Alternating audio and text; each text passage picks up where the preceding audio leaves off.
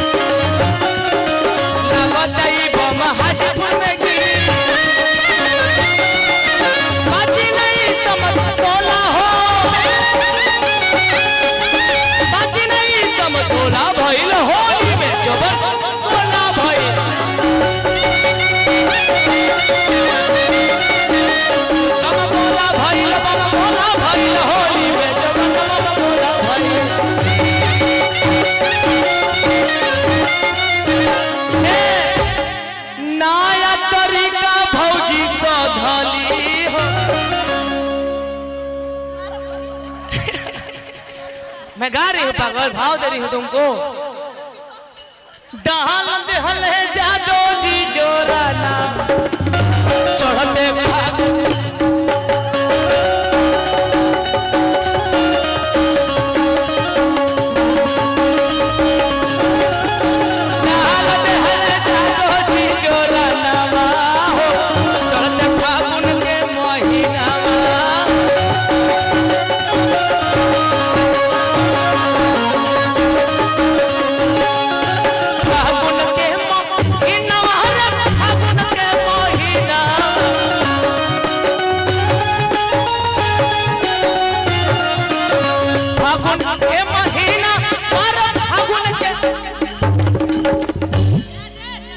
धके दोनों मिसाले जो बाना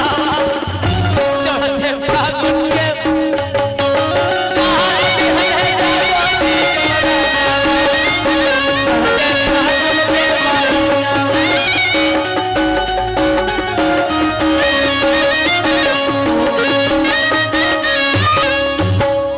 लास्ट में आप लोग बहुत ज्यादा फौक रहे हैं कि जब लई किला गल लौके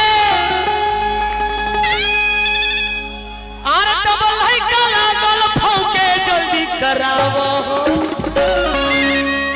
का जख्मी जी लोग समझे लगता बेवकूफ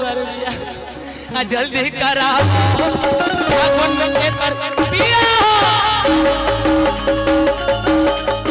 जल्दी करावो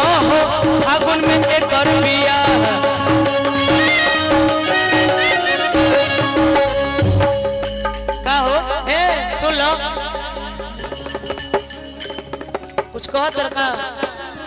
कल कल भतार बदलैया सखी कल कल भतार बदलैया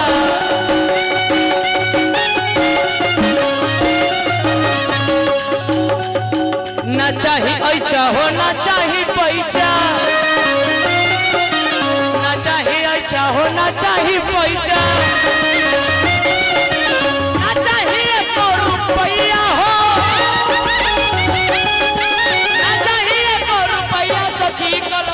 भतार बदलैया